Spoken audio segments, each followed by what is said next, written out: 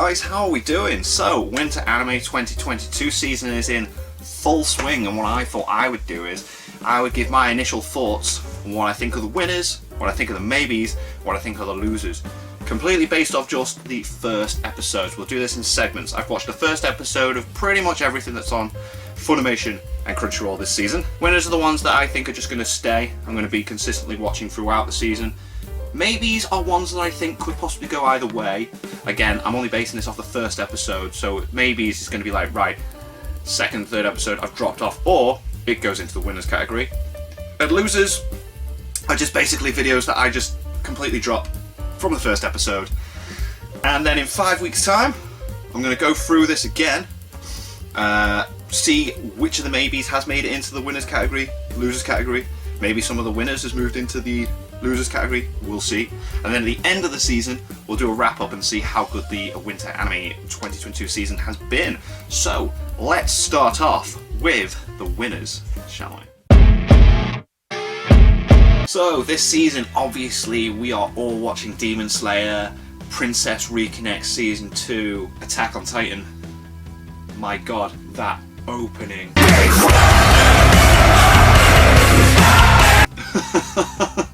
But first on the list for the winners, which I thought was really intriguing, is Tokyo 24th Ward.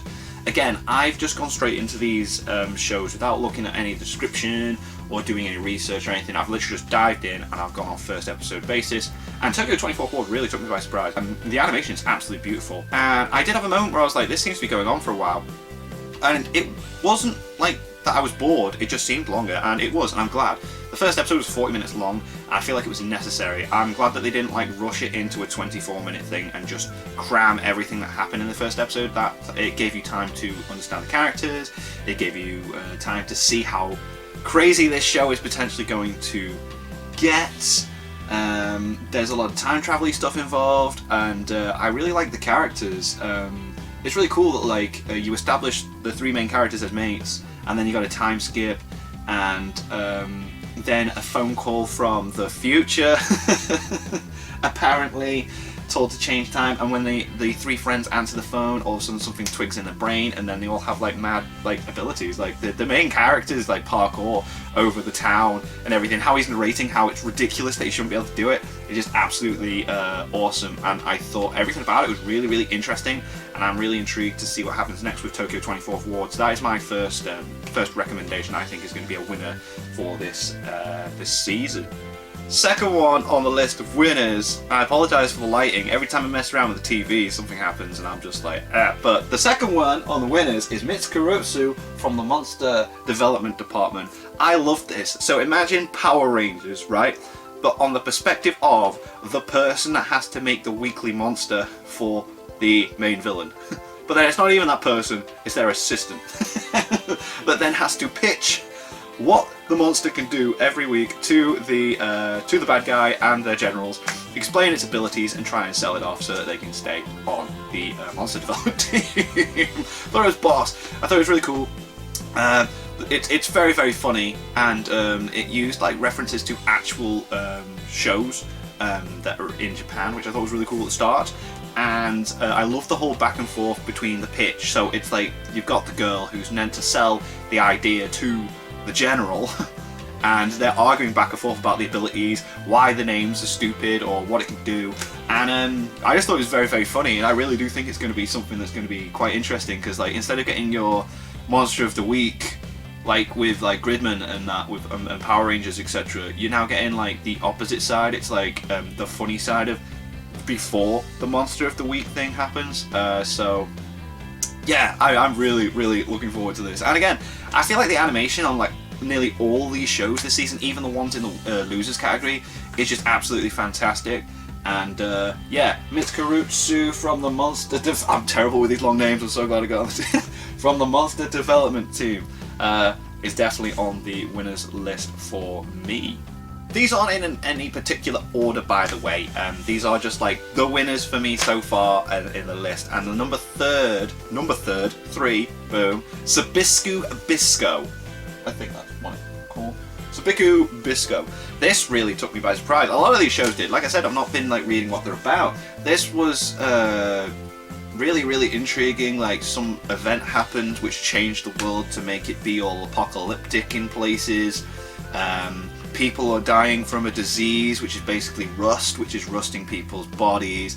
There's weird things going on with mushrooms, and you've got this doctor that's like just offering out help everywhere, and is in secret collecting these mushrooms that people are being told they're not allowed to have. Then in the background you've got a guy called Bisco, who is wanted for some reason, who is known for using mushrooms as weapons. And I was just like, what is going on with this? And yeah, it's like, it seems like Bisco wants this doctor to help him research with mushroom stuff. Like, I think the mushrooms can actually eventually become a cure for this rust, but there's something going on where, like, people don't want people using these mushrooms. It sounds dumb, but the animation again is spot on, and it's got a nice mix of like story and action. Like, when the action was going on, all those mushrooms and explosions and like all those mushrooms and explosions going on, I was just like, yeah, very impressed. Like, Sabiko Bisco is definitely on there, and I think it was recommended by a few people on a live stream I did as well. So yeah, Sabiko Bisco, that's on my winners list for this season as well. Sorry, I'm just laughing because I was just reading the description for episode 2 of my next suggestion, and for some reason it's all in a foreign language, but everything else is... But anyway, as you can maybe see from the TV screen that's flickering all crazy like, my next one on the winners list is My Dress Up Darling. And this is not something that I would normally go into and watch if it was like recommended to me. I'm glad I'm watching these blind. This was a nice little story about a guy who grew up making dolls, certain type of like Japanese doll, and he would love doing the clothing and the detail and the painting and everything like that, and he always got bullied for it, always got picked on, didn't have any friends. And then he's in high school, and there's a really popular blonde girl there that everyone likes, and it turns out she's really, really interested in the dolls, and it's the first time he's ever met someone that's like, oh my god, I like what you do. And then she's like, can you make clothes for real people? And he's like, I've never actually tried that. So I love this, that then it goes into, I want to cosplay, would you help me with my costumes? And it's like, ah, that's dead cute, dead good. I love it, because then it's like, she's not telling anyone that she does that, and he keeps it to himself that he makes these dolls, and now they've both met each other and they can like help each other out with their little hobbies and stuff. I just loved it. Again, like, animation spot on, the characters are really, really likable, and I think it's nice to have a mix of genres thrown in there. I don't want to just keep watching all these shonen punchy punchy punchy punchy blast blast pow pow pow shows. So yeah, My Dress Up Darling is on the list of winners for me. I am really looking forward to seeing how the rest of the show goes. The lighting keeps changing every time I try and find something different on here, but anyway. So my next one on the list is a show called In the Land of Leedale. Now, this is an isekai with a nice little twist to it, so it doesn't explain too much in the first episode about what's actually happening with her, but you can kind of guess. And I've just had a bit of a spoilery thing from the description here that I didn't read for watching the first episode, but it's basically you're teleported into a video game that you've already played, and then you're really OP in it for some reason. But I thought this was dead clever. It would appear that the main character is actually in hospital on life support, and she plays this VOMO, she plays a video game to keep herself entertained whilst there, and then it does open up with a power cut showing a hospital, and then she's in the video game. So it would appear that that has teleported her into the game itself, and she's able to do really cool OP stuff. But it's really nice because you get the idea that, like, when she was actually in the real world alive, she wasn't able to like do anything. She must have been stuck in her bed for a very long time, because her initial reaction when she's in the game is that she can feel her legs. I was like, this is nice, cool. And yeah, the character's really, really nice. I think it is going to be a typical, like, in a video game can do loads of random stuff, but it's also intriguing that, like, there's been a time skip within the game as well for her, and it's as if she's been missing for so many years, and there's a possibility that other people that she played with are in there as well. So yeah, I am looking forward to seeing how this continues, because I reckon it's going to keep having random flashbacks to her when she was in the real world and what led to that, and I like that. Instead of just ignoring everything that was beforehand, having little mentions and references and that. So I'm looking forward to it. If it doesn't do that, then that's going to be disappointing. But yeah, for the moment, this is on my winners list in the land of Leedale, not Leesdale like I put in my notes. Next on the list is something again that I wouldn't normally watch if it was recommended to me. This one is called Acabi's Sailor Uniform. I thought this was dead cute. This one is about a girl who has always wanted to go to a specific school that I think her mum went to, so that she could wear a specific sailor uniform that is part of the actual uniform of the school. And her and her mum spent a very long time making it up perfect, finding the materials, getting it all together. And then when she goes to enroll at the school, they've changed the uniform completely, and she is devastated. But then the teacher then just decides, do you know what? I can see how much she really, really wants this uniform. I see how important it is to, well, let her enroll anyway. And then it's like kind of going on from there. So again, not too sure how long this one could last on the winners list for me personally, but it could surprise me. But I just thought that first episode was absolutely boss and really nice, and character was cool. The whole idea of it was just really nice, and the interaction with the main character and her sister was cool as well, and the way her sister kept encouraging her to just go for it was really nice. It's an uplifting, nice story, which is a nice change sometimes. I'm saying nice a lot. So yeah, Acabi's Sailor Uniform is also on the list of winners for me this season. I've just seen the title of the next episode as well. My next one on the winners list is a show called World End Harem. Now, I don't see this being on the winners list that long. It's just interesting, like straight away I was just like, I need to know how this goes on.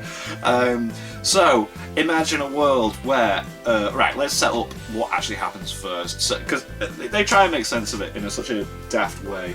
So the main character has a disease that there is no cure for, and then is told that in like 4 or 5 years time, they will have one.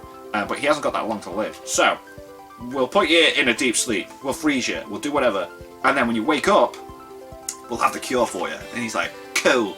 As he's going, bye-byes, he says bye-bye to the love of his life, he wakes up, and yeah, he has been cured. They did what he said, like he would wake up without what's happened.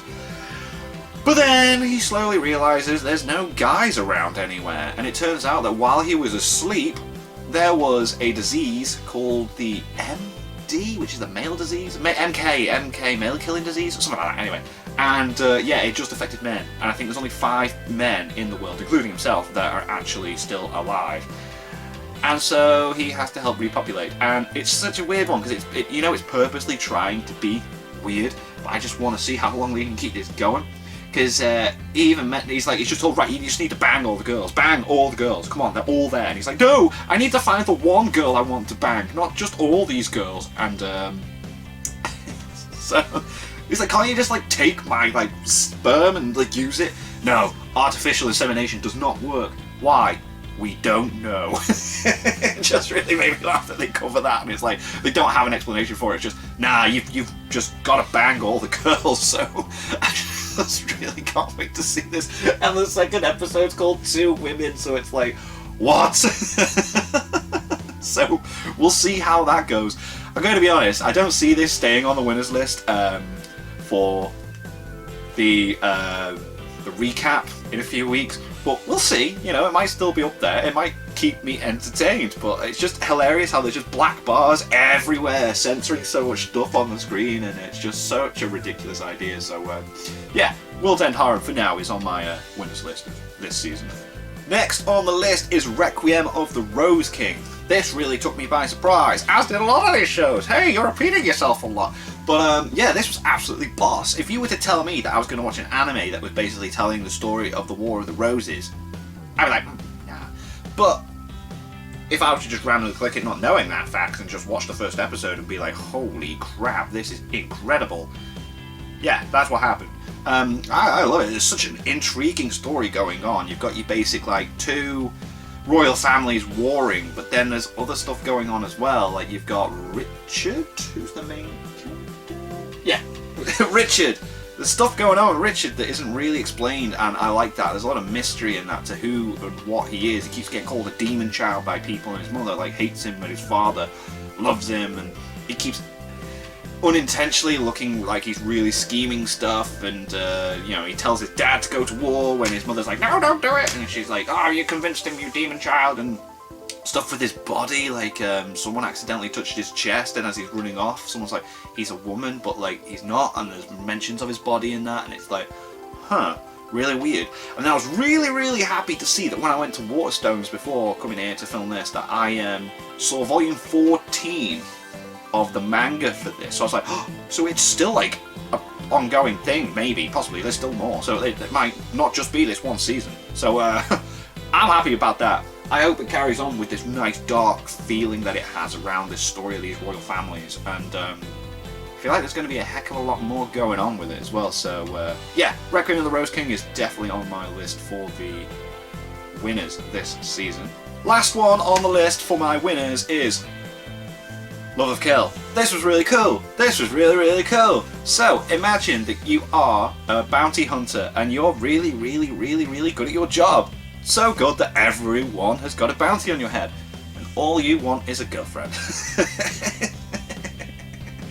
That's this. So opening up with two assassins basically trying to like shoot each other out, and then he's like, you know what? Nah, I ain't gonna kill you. I want to go on a date instead. And then he just constantly sending her messages, blah blah blah. She's told that she's got to like find him, and you know, and he's just too good at his job. But he just wants a date. It's really funny. Like, it's really funny. It has this really gritty, serious opening, and the animation's just like boom, and it's like, oh my god, like everyone's dead. There's bullets everywhere, and he's just like, hey, I don't want a date. It's like, what? It has this nice moments where like the animation will just go from this nice, crisp, clean to, you know, like plain 2D like flat drawing to add to the comedic moments of like awkwardness between the two characters, and I thought it was dead funny. I thought it was really cool. Such a really interesting concept as well to have. So yeah, that is my list of winners. Let me know if you agree in the comments section, and we are now going to go on to the maybes, the ones that could possibly, as we go on, switch over to the winners, drop down to the losers. But we'll see. Let's have a look at what I have chosen. Starting off my maybes list of the Winter Anime 2022 season, we have got a show called Orient. Apparently, a lot of people have been waiting for this for a while to come out, and it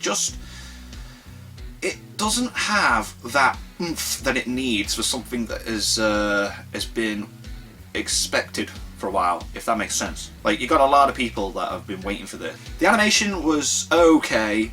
I felt it was quite lacking in places, and for what it's meant to be with the action in that, it didn't feel like it was there. Weird story, typical like, demons have taken over the world and there's a group of people that are still fighting to this day, and then people are tricked into like worshipping the demons thinking that they're gods, and then they're just brought into a mining facility to mine for them, and the main character just so happens to use a pickaxe as a weapon, and then him and his friend have been training since they were kids to fight. I was just like, this story's not really selling to me, and I just felt it was quite bland. I will try and watch a few more episodes of it, but I just don't feel like Orient really hit the way it should have, and so that is why it is on my maybe. Next on my maybes list is the strongest sage with the weakest crest. Yes, that's the name. This was really weird because like the opening was so freaking amazing. Like, you got this dude just like fighting a dragon, and it's just like magic powers everywhere. Animation's just like, oh, dragon looks sick. And then it's just like, my crest isn't strong enough. I have to go now. And it's like, okay, cool. And then you've got this kid who is blatantly the guy who's reincarnated himself, and it's just super OP, and it's like cool, and he goes to a school to do magic stuff, and it just goes 100-mile-an-hour into the story so quick in this episode. It was quite off-putting for me. Like, I like a bit of pacing. It was like, hey, so he's really strong. Why is it? Oh, I can do incantations without without saying anything. It's unspoken magic. Oh, none of us could do that. We've been forbidden to do that. Teach us how to do it. And okay, I'll teach you how to do that. Then we teach all the other kids. And now we've got to like compete against the other school that forbid us from doing these without cantation magic stuff. It turns out that the reason we weren't doing that was because demons had infiltrated the other school so many years ago and forbid it, so because it's the one thing that could make... I was just like, what the freaking hell's going on? Like, slow down with the story, man. Like, the teacher's actually a demon. And it's like, whoa. Episode 1, I was just like, I need to just sit down for a second. Too much information going in. Like, if the pacing, like, maybe crawls a little bit next few episodes, cool, but I just thought it was too much going on. And that is really why it's on my maybes list. Like, again, animation's cool, characters seem interesting, but I'd like a bit of pacing with this, so yeah, that's why that's on my maybes list. Next on my maybes list is a show called Police in a Pod. I thought it was quite funny, but it just isn't my kind of thing. I'll give it a few more episodes because it wasn't bad. That's the thing. It was really well done. Like, it was quite funny in places. But Police in a Pod was about a girl who is very tempted to retire from working in the police force, and then a higher up is demoted to work in her station, and she's very intrigued by the way that she approaches stuff. Like, she just acts so blasé, but is really good at her job. And I just thought it was hilarious that in one part of the episode they catch a dude that's been like doing crimes for ever, and the girl that's just come in lets the other girl interrogate him to like learn stuff. And he's actually helping her out. I thought that was quite funny, but yeah, the girls were interesting, and but it's not my cup of tea. But you never know. The humour's there, so I might give it a few more watches. But yeah, if you like a good little comedy thing show, Police in a Pod is there. It's, again, maybes. It's not X'd off completely, but who knows? Might go up in the list. But Police in the Pod's on my maybes. So, imagine a world where Tokyo has gone to hell. It might not just be Tokyo, but stick with me with this. Tokyo has gone to hell. Society's just gone bonkers.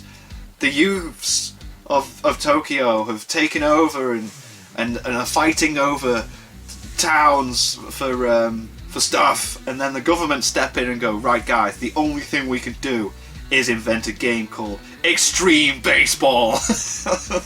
Where these gangs can then fight over territories by playing baseball games that are extreme. Like, I thought it was dead for the opening. I was just like, what? Really? What? But I was watching it, I was still like, what, really? Like, they introduced the characters quite well. They show like the gutsy guy that's a fisherman, and they really show that he was a fisherman later on. You've got the kid that gets bullied that needs to stick up for himself, and then you've got the cool guy that's part of one of the baseball teams, and then they all team up and have to play against one of... So it's like, okay, I can't see it being a weekly thing that I'd want to watch. Like, when I found out it was based off a video game, I was like, that makes some sense. That makes a lot of sense. But yeah, and the animation style, I thought it was very Danganronpa, and it turns out it is like the guys that did Danganronpa as well, so cool. Another video game-esque anime. But yeah, I don't see it being something that I'm going to tune into every week. Like, I like the first episode, but I just don't see the concept working for me personally. Like, there's only so much I feel like you can do with like a game like Extreme Baseball, where they use like bats that like explode into like things, and you got guys using like Gatling gun launchers to throw the balls and stuff. It's like, cool. Like, I like that there's certain rules as well. Like, once you've got the ball in your hand, you can like attack the person that's been batting in that. But yeah, I just don't see it continuing. Again, though, it's on my maybes list, so Tribe 9. It's a maybe. Next on my maybes list is The Genius Prince's Guide to Raising a Nation Out of Debt. I'm terrible with long names again. This one was like quite funny, but again, I don't see it going on, like keeping my interest every week. Some prince is now like in charge of a nation, and he's just like, can't wait to sell it. Not like, I'm gonna save this nation and help us be prosperous. It's like, can't wait to just sell this nation and just make some money. But then he just keeps accidentally like saving everyone, and I thought that was quite funny. Spoilers, but like so they go into war and that all works out, and then he's like, do you know what, I'm gonna suggest something that is so ridiculous that none of them are gonna go for it, and we're just gonna retreat back, and then I'll work out stuff then. But then they're all like, yeah, let's go for it, and then at the end he's like, I can't believe we succeeded. It's like, it's quite funny. and there's a nice back and forth between the prince and the girl that like is I can't remember how she's related to him, but yeah, it does have its funny moments. But again, I don't think it's something I'm going to tune into every week, so that's on my maybes list.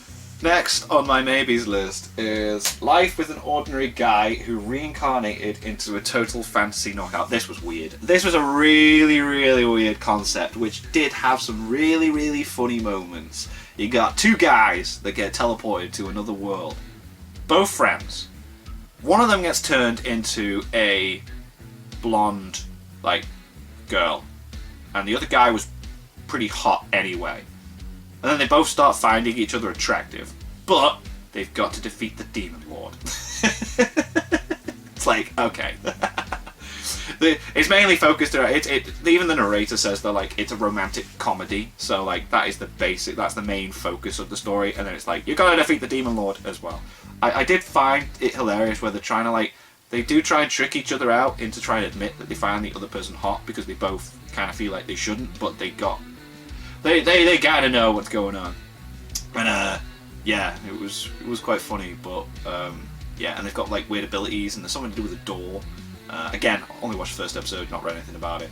But yeah, it's not bad. Again, it's on the maybes list, so I could potentially like really enjoy it. But again, I don't see the gag keeping me intrigued for more than like 3 or 4 episodes, so I'm probably going to fall off when I do the recap. But yeah, for now it's on the maybes list, so yeah, definitely check out the first episode anyway. It is quite funny, despite yeah, when they're trying to like trick each other into like admitting they find each other hot. It's just like, oh. So yeah, that was my maybes list. Again, when we do the recap, these could potentially go into the winners. These could potentially be dropped and be in the losers. They could still be, I don't know how this is going to work. But yeah, that was my maybes. And now, let's go on to the losers. So now we have our losers, the ones that I completely dropped after the first episode, and this is not going to take long, this section. There isn't many on this list. There's only 5, which is cool. There's quite a bit of anime to watch, isn't there, this season? But first one is Girls Frontline. This was awful. This first episode was so stupid and convoluted, and when I found out, again, this is based on a video game, made sense. The animation was awesome. Like, I hate how good it looked. I hate how good this looked, but it was stupid. For some reason, we've got girls that are robots with guns fighting other girls with robots with guns, and it was just daft.